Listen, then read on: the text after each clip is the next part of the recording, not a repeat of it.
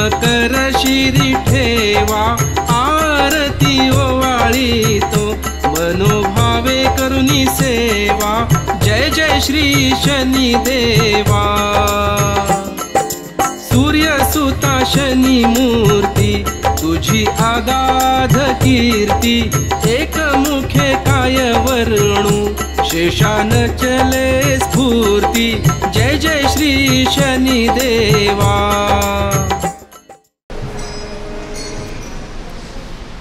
ही नीलांजन समाभास रविपुत्र यमाग्रज छाया मार्तंड संभूतं तन्नमामि शनेश्वर बोला शनेश्वर महाराज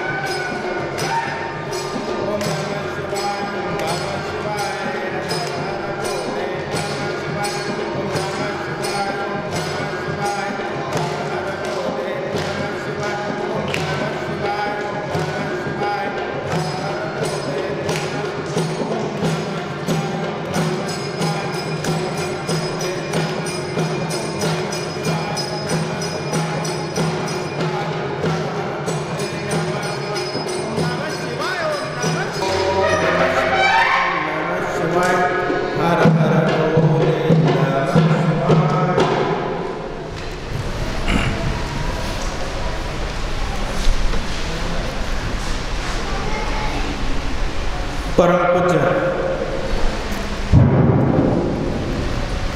विश्व चैतन्य अंधारातून प्रकाशाकडे घेऊन जाणारे महान संत आणि माझे सद्गुरू चैतन्य ज्ञानेश्वर महाराजांना आपण वंदन करूया। या कलियुगाचा राजा सत्याचा सागर सूर्यसूत मी म्हणणारा पाचावर धारण करणारा असत्याचा नाश करणारा आणि सत्याचा विजय करणारा दंडनीयांना दंड देणारा आणि आदरणीयांचा आदर करणारा असा धर्मप्रिय शिवप्रिय आणि तुम्हाला आराध्य दैवत शनिदेव यांना आपण प्रथम दंडवत नमस्कार करूया। मनुष्याकडे नुसता आचरण असून उपयोग नाही, ह्या द्वैतांचा संगम जिथं आहे तिथेच शक्ती आहे, सामर्थ्य आहे, ऊर्जा आहे आपण पाहत आहोत। हे करत असताना माणसाच्या जीवनामध्ये अनेक चढ उतार असतात। आपण प्रपंच करतो, परमार्थ करतो, पण परमार्थ कसा असावा आणि परमार्थातून जाताना ज्ञान आणि आचरण या द्वैत्वांचा संगम अचल असतो, तो चल नसतो, हे सुद्धा आपण पाहिलं। आणि हे करत असताना आपण मूर्तीपूजेतून सगुणातून निर्गुणाकडे जात असतो, सगुणाकडून निर्गुणाकडे जात असतो हे प्रत्येकाला माहीत आहे। पण कसं जायचं हे माहीत नसल्यामुळं आपल्याला थोडंसं जड वाटतं। आणि हे करत असताना कुणाचं तरी आपण करुणी धरलं पाहिजे। मग ते सद्गुरू असतील, आचार्य असतील, वाडवडील असतील, ज्येष्ठ मंडळी असतील, महर्षी असतील, योगी असतील, आपल्या आपल्या पंथांचे धर्माचे धर्मगुरू असतील, यांच्या माध्यमातून आपण तिथेपर्यंत पोचला तर आपण मात्र नक्कीच मोक्षाच्या मार्गाला जाऊ शकतो। हा त्याच्या पाठीमागचा हेतू आहे। आपण पाहतो आपल्याकडे ज्ञानी आहे आणि आचरणी आहे, पण कित्येक वेळा उमजत नाही, माणसाला उमजत नाही। ज्ञान खूप आहे हो, संस्था हल्लीच्या युवकाकडे किंवा आत्ताच्या समाजाकडे भक्तवर्गाकडे ज्ञान खूप आहे, पण ज्ञान आचरणात आणणं आणि आचरणात आणल्यानंतर त्यातलं जे विवेक आहे तो विवेक ग्रहण करणं म्हणजे राजहंस पक्षी पाणी आणि दूध एकत्र करून ठेवल्यानंतर फक्त दूध जसं ग्रहण करतो तसं निसर्गातल्या या निसर्गातल्या ज्ञानामध्ये तो ज्ञानातला ज्ञान आहे तो विवेकांनी आपल्याला जे हवं तेच ग्रहण केलं पाहिजे. मग हे दिशा देणारा कोण असतो? तो सद्गुरू असतो. त्या सद्गुरूंच्या चरणावर आपण जातो, लोटांगण घालतो, नमस्कार करतो. नमस्कार करताना सुद्धा नमस्काराचे हे 4 प्रकार सांगितलेले आहेत. एकांग नमस्कार. एकांग नमस्कार म्हणजे ज्येष्ठ मंडळी जेव्हा रस्त्याने जात असतात किंवा वाडवडील असतील, सद्गुरू असतील, तेव्हा आपण पटकन एकांग मुंडकं खाली घालतो, राम राम म्हणतो, मुंडकं खाली घालतो, त्याला एकांग म्हणायचं. त्रियांग म्हणजे दोन्ही हात आणि मुंडकं हे तिन्ही झुकून जेव्हा नमस्कार करतो तरी त्रियांग झाला. त्याच्यानंतर पंचांग म्हणल्यानंतर जे नमस्काराचे प्रकार आहेत ते पंचांगाचा नमस्कार जेव्हा आपण गुडघे टेकवतो, दोन्ही गुडघे टेकवतो, 2 हात जोडतो, 1 मुंडकं आपण वाकवतो, त्याला पंचांग म्हणायचं. साष्टांग नमस्कार. आपण साष्टांग नमस्कार म्हणत असतो, पण साष्टांग नमस्काराचा अर्थ असा आहे की एखादी काठी उभी असेल तो धाडकन खाली पडतो, म्हणजे सर्वस्वी शरण जाणं, शरीरासह सर्व समर्पित होणं, म्हणजे 7 आपल्या अवयवांनी नमस्कार करणं. 7 अवयव म्हणजे काय? 2 पाय, 2 हात, 1 मुंडकं, 1 वक्षस्थल म्हणजे छाती, 1 पोट, हे सगळ्यांनी आपण शरण जाणं, याला साष्टांग नमस्कार म्हणतो आपण. हे साष्टांग नमस्कार किती लोकांना माहिती आहे? हे प्रकार आपण करत नाही, नुसतंच हात जोडतो, साष्टांग नमस्कार म्हणतो. नुसतं साष्टांग नमस्कार म्हणण्याने प्राप्त होत नाही. जेव्हा सर्वस्वी अर्पण करतो तेव्हा मनातला ज्ञान आणि आचरणाबरोबर तो थोडासा अहंकार पण थोडासा वाढलेला असतो माणसाच्या मनामध्ये.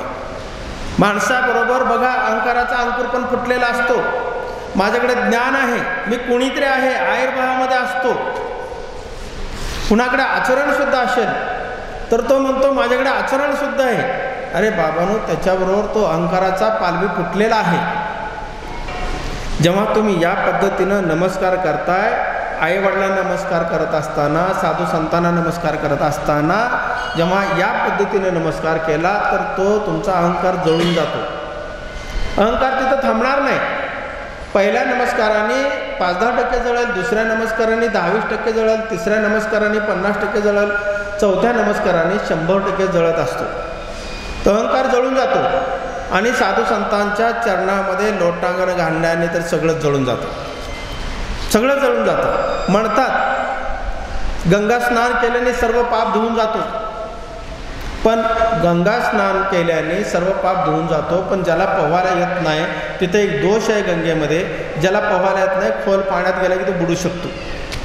पण सद्गुरूंच्या किंवा आईवडिलांच्या चरणावर तुम्ही जर मस्तक टेकवलात तर तुम्हाला बुडून जाण्याचा धोका नाही आहे, पण तारण्याचा मात्र आशीर्वाद त्या ठिकाणी मिळत असतो. लक्षात ठेवा, आपण त्या ठिकाणी तारून प्रवास करत असतो, या तीरावरनं त्या तीरावर जाऊ शकतो.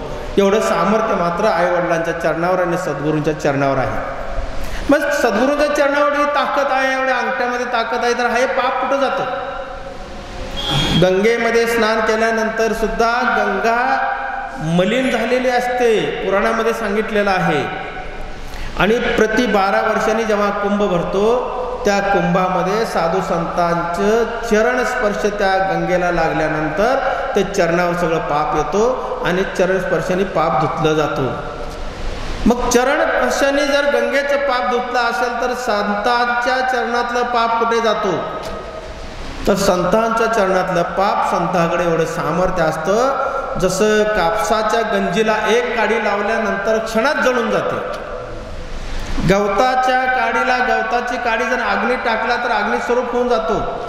तसं साधू संतांच्या अंगठ्यामध्ये ती ताकद आणि सामर्थ्य परमेश्वराने दिलेलं आहे. त्या रूपाने परमेश्वर सर्व तीर्थ त्या ठिकाणी बसलेले आहेत. म्हणून साधू संतांच्या चरणावर लोटांगण घालणं अत्यंत काळाची गरज आहे. केवळ साधू संतांच्या नाही तर आपल्या कुटुंबामधले सगळ्यात पवित्र साधू संत असतील तर ते आई वडील आहेत. लक्षात ठेवा, आई वडिलांच्या चरणावर आपण लोटांगण घालत नाही, बाहेर मात्र आपण हात जोडत फिरतो. खूप ज्ञानी असूनही उपयोग नाही, खूप आचारवंत असूनही उपयोग नाही, खूप विचारवंत असूनही उपयोग नाही, पण प्रत्यक्षात कृतीत आणणं हेच मोठं ध्येय आहे. समजा, लक्षात ठेवा. आपण साधूंच्या चरणावरनं सांगतो. तुम्ही संत वारकरी संप्रदायातले संत नामदेवाची छोटीशी गोष्ट माहीत असेल.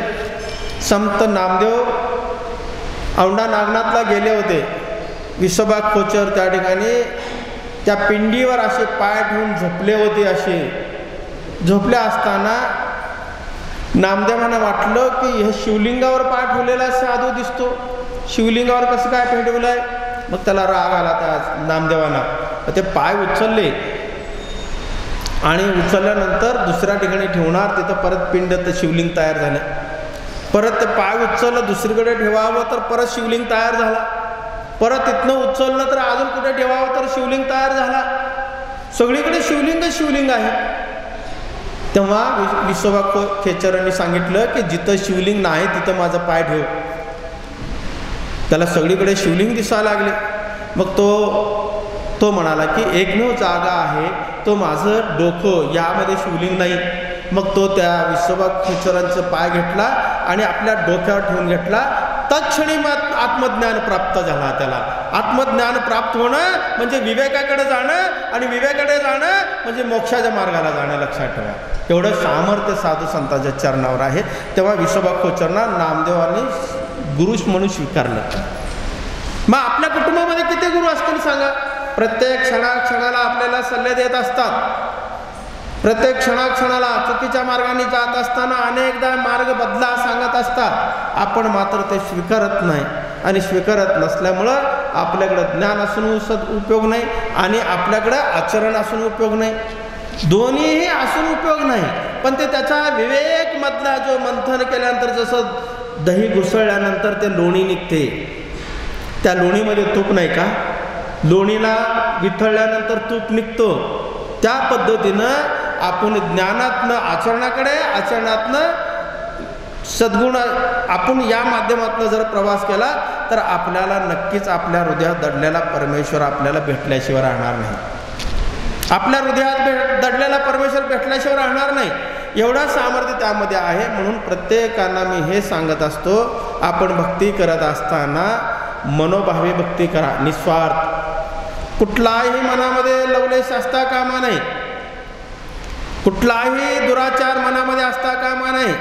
मला सांगा, जी माती आहे त्या मातीमध्ये आपण जे पेरतो ते उगवून येतो. मग आपण साष्टांग नमस्कार करत असताना परमेश्वराला जेव्हा साष्टांग नमस्कार करतो, त्यामध्ये जेव्हा तुमच्या मनामध्ये जर दुर्विचार असतील तर त्याचंच अंकुर तुमच्या मनामध्ये फुटणार आहे. लक्षात ठेवा, दुसरा अंकुर फुटणार नाही, कधीच फुटणार नाही. एका गावामध्ये एक संत महात्मे होते. एका गावामध्ये एक संत महात्मे होते. त्या गावामध्ये एक शिकलेला, खूप काही शिकलेला असा माणूस होता, खूप शिकलेला, खूप डिग्र्या मिळवलेला. तेव्हा त्या माणसाला वाटलं की सगळे संत महात्म्याकडे चालले, डोंगराकडे चाललेत लोक, आमच्याकडे कोणी येत नाहीत, आम्हाला कोणी भेटत नाही. तेव्हा त्याला राग आला. तर संताकडे तो चालत गेला. चालत गेल्यानंतर संत महात्म्याकडे सत्संग चालू होता, भजन सत्संग चालू होता. आणि तो गावातला एक व्यक्ती जो अति जास्त शिक्षण झाला होता, तो माणूस तिथे गेला आणि त्या संतांना म्हणाला की तुमच्याकडे कुठली डिग्री आहे, तुमच्याकडे कुठल्या संस्थेची डिग्री आहे, कुठल्या विद्यापीठाची डिग्री आहे. तेव्हा ते म्हणाले की हा थोडासा वैतागलेला दिसतो, तर आपण थोडंसं शांत मनाने घ्यावं. असं त्याने निर्णय घेतला आणि शांतपणाने त्याला सांगितलं, बसायला सांगितलं. बसल्यानंतर तो इतके प्रश्नाचा भडीमार केला, इतका प्रश्नाचा भडीमार केला, एक अर्धा तास नुसता प्रश्नाचा भडीमार केला. तो थकला, घसा कोरडा पडला. आणि साधूनी ओळखलं आणि साधूनी त्याला त्यांच्या शिष्यानं सांगितलं, तांब्याभर पाणी याला द्या. तांब्याभर पाणी दिल्यानंतर पाणी तो ग्रहण केला आणि ग्रहण केल्यानंतर तो म्हणाला, महाराज माझ्या प्रश्नाचे उत्तर द्या. साधू महाराज म्हणाले की अजून काय प्रश्न असतील तर अजून एकदा सांगा. ते म्हणाले, माझ्याकडे खूप प्रश्न आहेत, माझ्याकडे खूप प्रश्न आहेत, तुम्ही अगोदर एवढ्या प्रश्नाचे उत्तर द्या, मग नंतर मी प्रश्न विचारतो. तेव्हा साधू महाराज म्हणाले की आपण चहा घेताय का दूध घेताय? ते म्हणाले की तुमच्याकडे चहा पाणी पण असतो? हो, चहा पाणी पण असते. ठीक आहे, चहा द्या. साधू महाराजांनी स्वतः आत गेले आपल्या कुटीमध्ये आणि चहा बनवला. चहाची केटली आणि कप आणि बशी ते दोन्ही घेऊन आले. त्याच्या हातावर बशी ठेवली, त्याच्यावर कप ठेवला आणि साधू महाराजांनी चहा वता लागले. चहा वतच असताना कप भरला. कप भरून बशीमध्ये उतरायला लागलं. बशीमध्ये उतरत असताना तो विद्वान माणूस म्हणाला की महाराज, कप भरलेला आहे, बशी भरत आहे आणि हे भरत असताना माझ्या अंगावर सांडल चहा. चहा सांडल खाली. बस बस तो म्हणाला. बस बस म्हणाला तर ठीक आहे. तर साधू महाराज म्हणाले, तुझ्या प्रश्नाचं उत्तर मिळालं ना, थांबा, तू चहा पितो मग सांगतो. तू चहा पेला. चहा पेल्यानंतर तो परत साधू महाराजांना म्हणाला की तुम्ही मला आत्ता काय विचारला? ते म्हणाले, मी चहा दिला. चहा देत असताना कपामध्ये दिला, बशी भरली आणि तो बस बस म्हणाला. तर ते अर्थच कळला. तेवढी साधू महाराज म्हणाले, तू बाहेरनं आलास, तुझ्या डोक्यात एवढं उतू चाललंय, एवढं चहा उतू चाललंय, खाली सांडतंय, तर तू ओरडतोस, तर माझं ज्ञान तुझ्या डोक्यात कुठं बसणार आहे बाबा? माझं ज्ञानच तुझ्या डोक्यात बसणार नाही. म्हणून अगोदर आपल्या डोक्यातलं जे घाण बुद्धी आहे, जी दुर्बुद्धी आहे, जे दुर्विचार आहे, याला अगोदर संपवल्याशिवाय सद्गुणाची बुद्धी तिथं बसणार नाही आणि सद्मार्गाचा मार्ग तुम्हाला दिसणार नाही. बाबांनो, लक्षात ठेवा. हे करायचं असलं तर ज्येष्ठाकडे जात असताना, आईवडिलाकडे जात असताना आईवडिलाचे 2 शब्द ऐकण्याची मानसिकता मनामध्ये ठेवा. आईवडिलांचे 2 शब्द ऐकण्याची मानसिकता तुमच्या मनामध्ये ठेवलात तर त्यांचा पोट भरून मनापासून आशीर्वाद मिळतो, आत्मा तृप्त होतो. आभाळ मनाने आई वडील, बाळ माझा कुठे असेल तिथं सुखी असावा, हे आशीर्वाद देतात. ते आशीर्वाद देत असतात. लक्षात ठेवा. जर आईवडिलांनाच आपण शिकवायला लागलो तर आईवडील मात्र म्हणणार की तुझ्या डोक्यातलं उतू चाललंय, खूप चहात सांडा लागले, तरी तुझं अख्खं लिहिना तुला. हेच प्रत्येकाचे आईवडील सांगत असतात. लक्षात ठेवा. म्हणून एखाद्याच्या चरणावर डोकं मस्तक टेकवाला कमी लेखू नका. कमी लेखला तर तुमचा अहंकार वाढत जाईल आणि तुमचं सद्गुण कमी होईल. जर तुम्ही मस्तक टेकण्याची तुमची मानसिकता असेल, सद्गुरूंच्या चरणावर असेल, आईवडिलांच्या चरणावर असेल, तुमचा अहंकार जळून जाईल आणि तुमचं चांगलंच तुम्हाला मार्ग आईवडिलांच्या चरणावर डोकं टेकवल्यावर मिळणार आहे. एवढं लक्षात ठेवा. कधीही अपयश येणार नाही, कधीही अपयश येणार नाही. अशा गोष्टी किरकोळ गोष्टी असतात, साध्या साध्या गोष्टी. जर आपला अहंकार जाळवायचा असेल, जळवायचा असेल, संपवायचा असेल तर मात्र एक गोष्ट लक्षात ठेवा. एकांग असेल, त्रियांग असेल, पंचांग असेल, साष्टांग असेल, ह्या नमस्कारातले हे प्रकार आहेत. या प्रकारातनं आपण दैनंदिन जीवनामध्ये जर आईवडिलांचा आशीर्वाद घेऊन आपलं जीवन उज्ज्वल करा. बोला नमः शिवाय.